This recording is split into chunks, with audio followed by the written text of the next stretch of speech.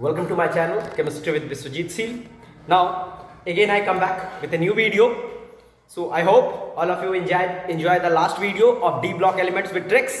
So for this new videos, ऐसी new videos पाने के लिए kindly हमारे चैनल को सब्सक्राइब करें, वीडियोस को लाइक करें और ज्यादा से ज्यादा शेयर करें ताकि ज्यादा से ज्यादा ये फैले और आपको ज्यादा से ज्यादा नॉलेज मिलता रहे। सो स्टूडेंट्स, आज हम लोग स्टार्ट करेंगे जो हमारा टॉपिक था डी ब्लॉक एलिमेंट्स में कन्फिग्रेशन। आज हम लोग डी ब्लॉक के फिजिकल कैरेक्टर्स के बारे में, यानी डी ब्लॉक तत्वों के जो भौतिक गुण हैं उनके बारे में आज हम पढ़ेंगे। सो स्टार्ट करते हैं आज का वीडियो। ओके, चलिए स्टार्ट करते हैं डी ब्लॉक के गुण। डी ब्लॉक के गुण में पहला गुण है धात्विक गुण। पहला है धात्विक गुण। जो धात्विक गुण है उनमें से डी ब्लॉक मोस्टली क्या होते हैं? धातु होते हैं। डी ब्लॉक जो है वो मोस्टली धातु होते हैं। डी ब्लॉक में धात्विक गुण ज्यादा होता है। उसके बाद ये होंगे तन्य यानी ductile, because of they are highly metals. ये सारे मेटल्स हैं, इनका मेल्टिंग एंड बॉइलिंग पॉइंट भी हाई होगा। Melting and boiling point high. So ये है हमारे डी ब्लॉक के तत्व। और क्या होंगे?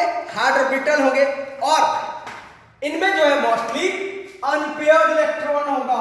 Most of them unpaired electron. कैसे इलेक्ट्रॉन? अयुग्मित इलेक्ट्रॉन होते हैं इनमें, अयुग्मित electron.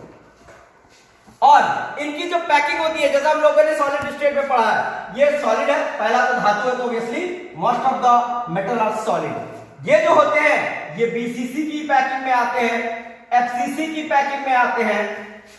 BCC, FCC and HCP, ये सारे पैकिंग में ये आते हैं जो हम लोगों का डी ब्लॉक का एलिमेंट है। और इस तरह से ये अलग अलग डिफरेंट शेप्स के होते हैं। ये एचसीपी, बीसीसी, एचसीपी ये आप लोगों ने सॉलिड स्टेट में पढ़ा है। अगर नहीं तो मैं सॉलिड स्टेट पे एक और वीडियो बनाऊंगा।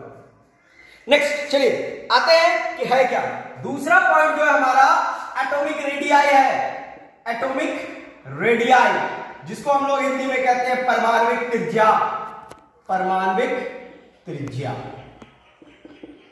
जब हम लोग इसके बारे में डिस्कस करते हैं तो सबसे पहले बात आती है परमाणु त्रिज्या है क्या। सो परमाणु त्रिज्या को जानने के लिए हम लोग कुछ ऐसे जाने,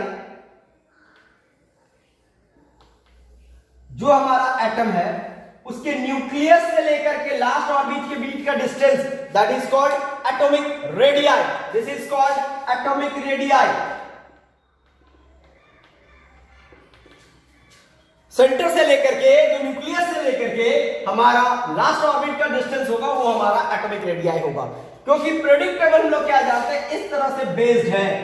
एक है लेफ्ट टू राइट, इसको कहते हैं left to right, which is called, इधर क्या है ऐसे जो जाते हैं इसको कहते हैं पीरियड।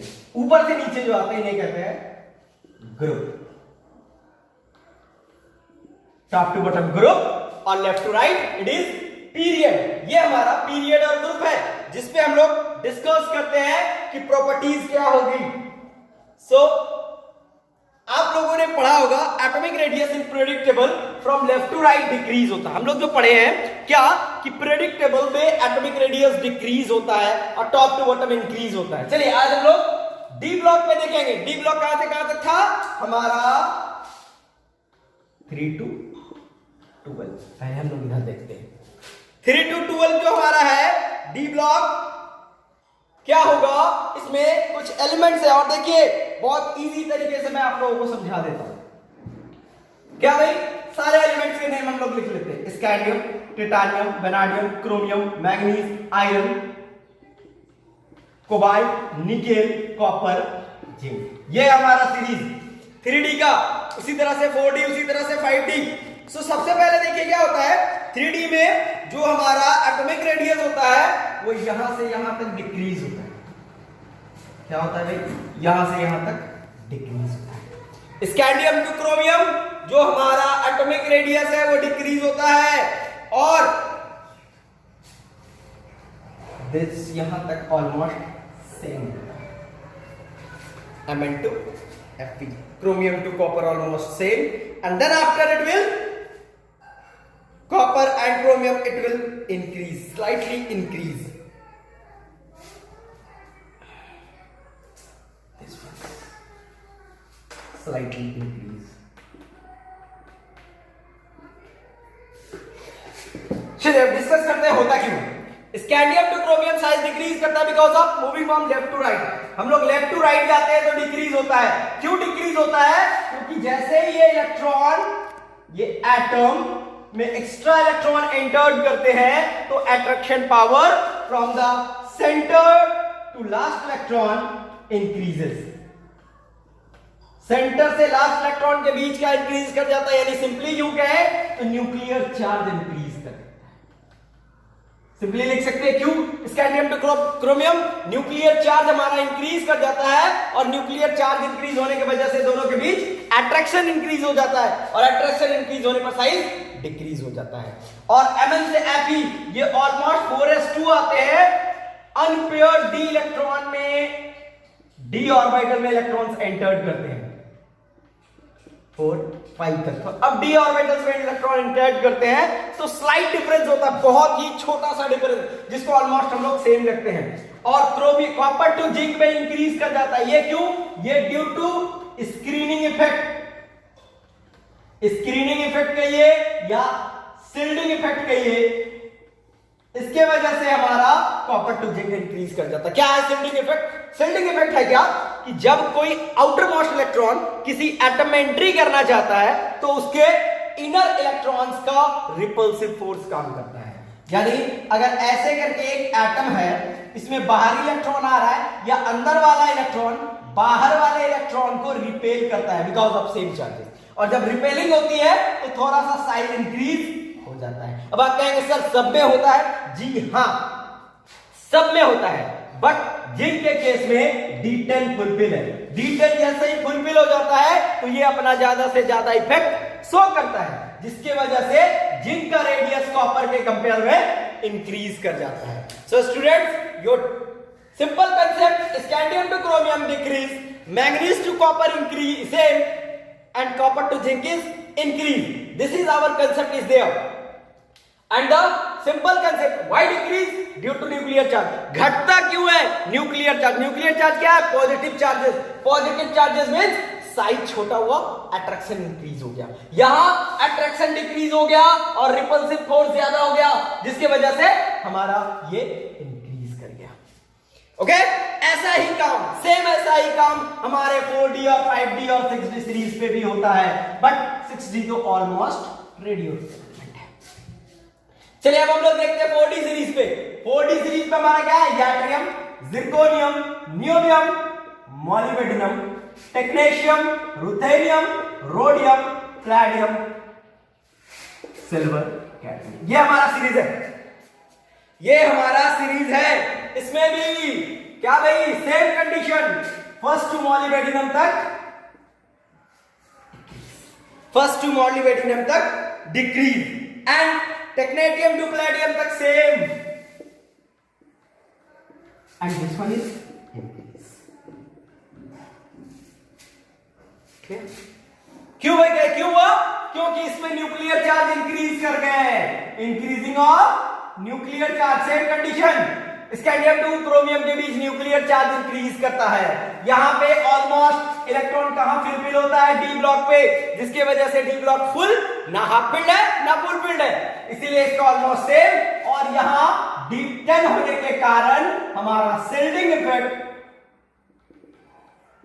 मोर हो जाता है, और शिल्डिंग इफेक्ट मोर हो गया तो इसका रेडियस इंक्रीज कर जाता है। सो स्टूडेंट्स याद रखेंगे, फर्स्ट 4 डिक्रीज, देन आफ्टर कहां तक?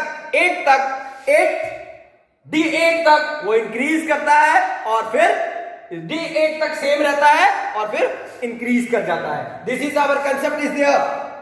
इसमें भी अब क्या है भाई? हमारा थर्ड सीरीज, लॉ ऑफ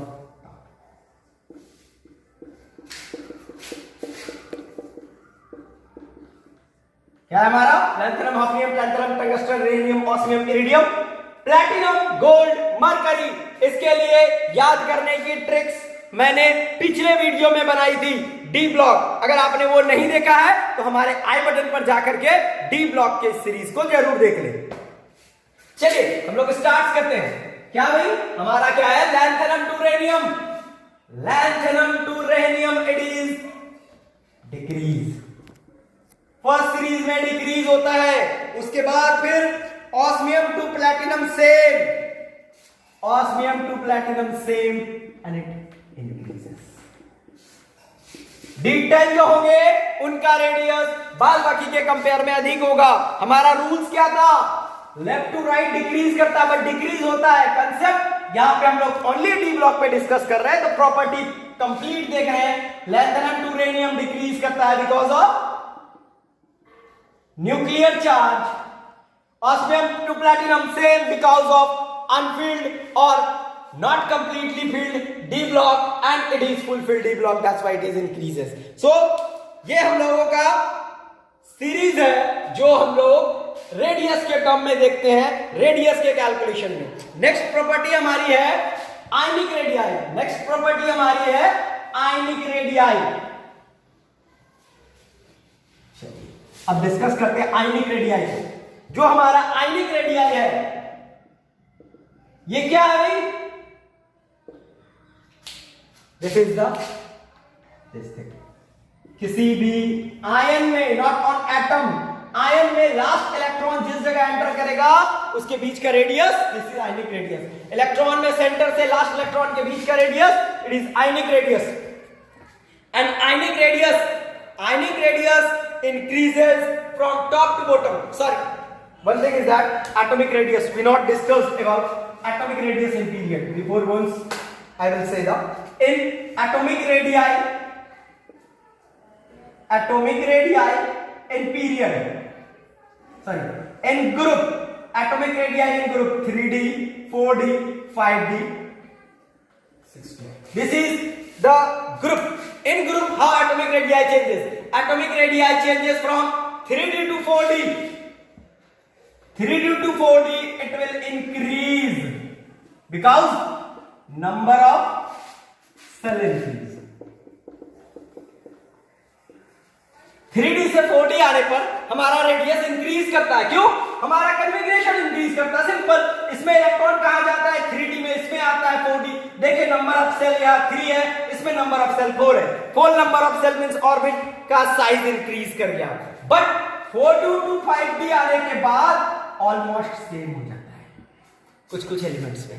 क्या सेम होता है? अगर हम लोग देखें इसका केस, ये अगर स्कैंडियम है, ये याट्रियम है और ये लैंथेनम है, तो yttrium to lanthanum size increase. But yttrium के बाद जहां जिरकोनियम आता है और ये हॉफनियम, इन दोनों में साइज ऑलमोस्ट सेम। हॉफनियम और जिरकोनियम का साइज ऑलमोस्ट सेम। क्यों हुआ, किस लिए हुआ, उसको देखते हैं। क्या भाई, हमने लैंथेनम लिखा, लैंथेनम के बाद हॉफनियम लिखा, ये 57 के बाद 72, बीच में कितने 14 एलिमेंट्स का गैप है। और हम लोग क्या जानते हैं, left to right size decrease होता है। तो 57 के बाद 57 टू 71 तक धीरे धीरे छोटा होने के बाद साइज इतना छोटा हो जाता है कि वो जिरकोनियम के प्लेस पे है।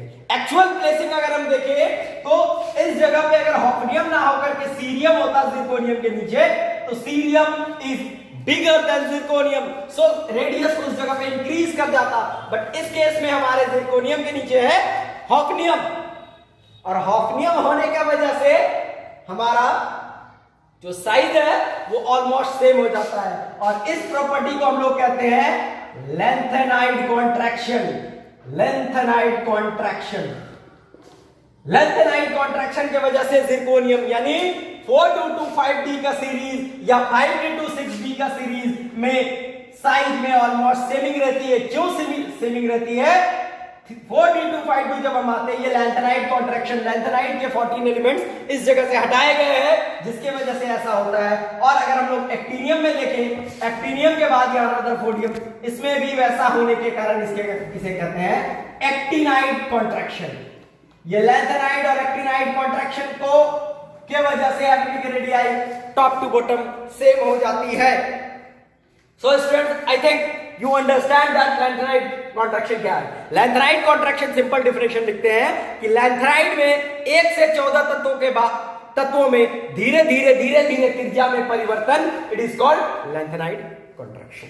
सो ये हमारा lanthanide contraction from top to bottom, the lanthanide contraction occurs and then top to bottom में लैंथेनाइड कॉन्ट्रैक्शन होता है, इसीलिए साइज डिक्रीज हो जाता है। चलिए बात है आयनिक रेडियाई पे। आयनिक रेडियाई, जो हमारा आयनिक रेडियाई है वो हमारा, उसको क्या कहते हैं, आयनिक रेडियाई को size of atom not, it is ion from to last electron, centre से लास्ट इलेक्ट्रॉन के बीच का जो डिस्टेंस होगा वो कहलाएगा हमारा आयनिक रेडियाई। सेंटर से लास्ट इलेक्ट्रॉन के बीच का distance, it is our ionic radii. और आयनिक रेडियाई चेंजेस होंगे कैसे, simple, left to right and top to bottom. Left to right side क्या होगा, डिक्रीज करेगा विथ सेम चार्जेस।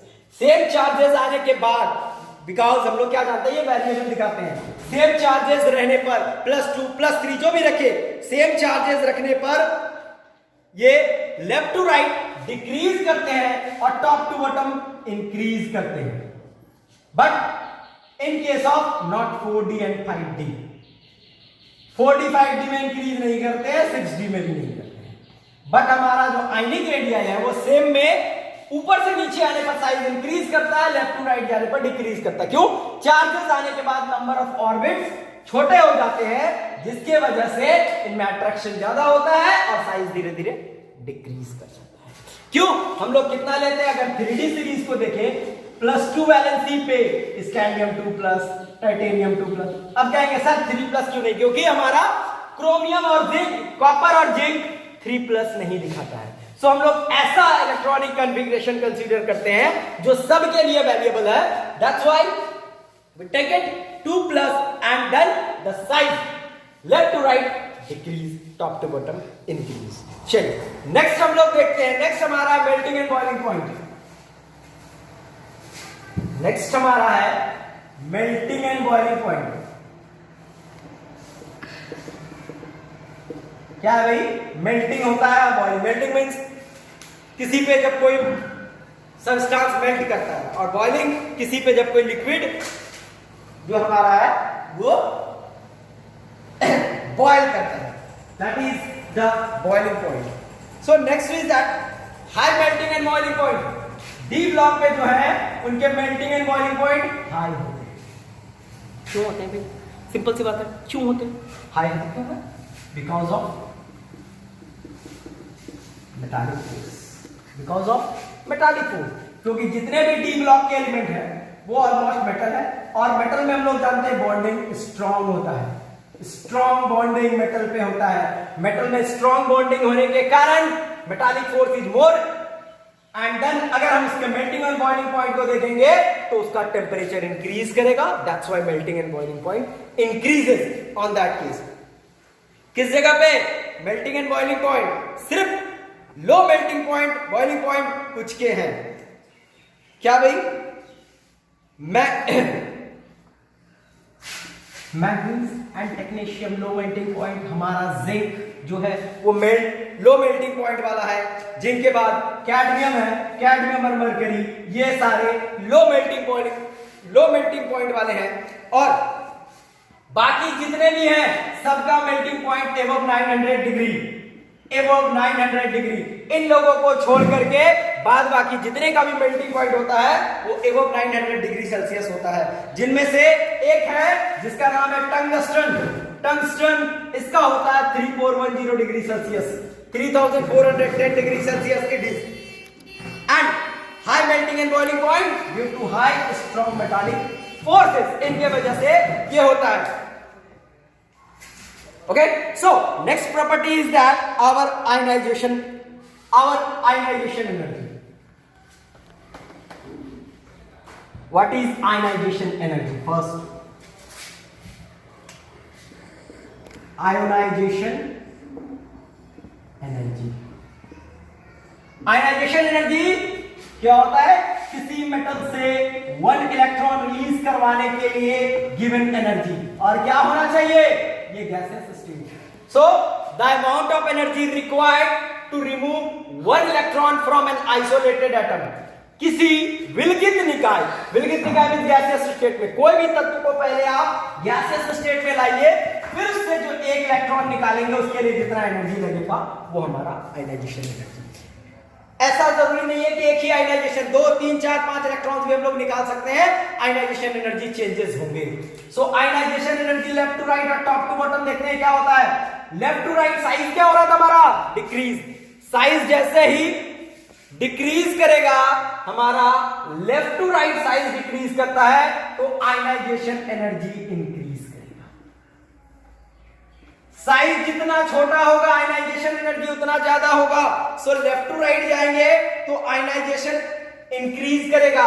और डी ब्लॉक का जो हमारा आयनाइजेशन एनर्जी होगा, D block it is less than S block but more than P block. इनका जो भी आयनाइजेशन एनर्जी होगा वो एस ब्लॉक से कम लेकिन पी ब्लॉक से ज्यादा होगा। और लेफ्ट टू राइट जाने पर रेगुलरली चेंजेस नहीं होते हैं। क्या चेंजेस होते हैं? चलिए भाई थोड़ा सा देख लेते हैं। इंक्रीज करते हैं बट रेगुलर चेंजेस में नहीं। क्या होता है चलिए उसको डिस्कस करते हैं। एक सीरीज है scandium, titanium, vanadium, chromium, manganese, iron, cobalt, nickel, copper, zinc, ये हमारा। सो हमारा जो वैल्यूज है स्कैंडियम टू क्रोमियम तक वेरली क्लोज, यहां तक वैल्यू बहुत क्लोज होते हैं, यानी ज्यादातर वैल्यू चेंजेस नहीं होते, ऑलमोस्ट क्लोज होते हैं। एंड और जो हमारे क्लोज वैल्यूज एंड यहां से लास्ट वाले वो हमारे ऑलमोस्ट सेम रहते हैं, almost same values.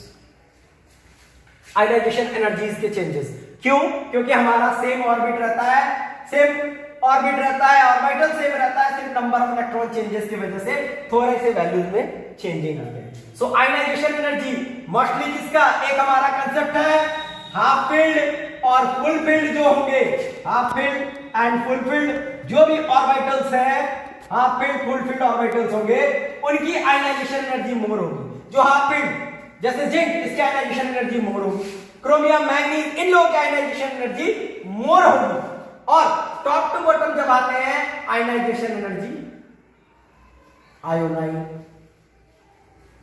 Ionization energy decrease हो गई। क्यों भाई? डिक्रीज होने का रीजन क्या है?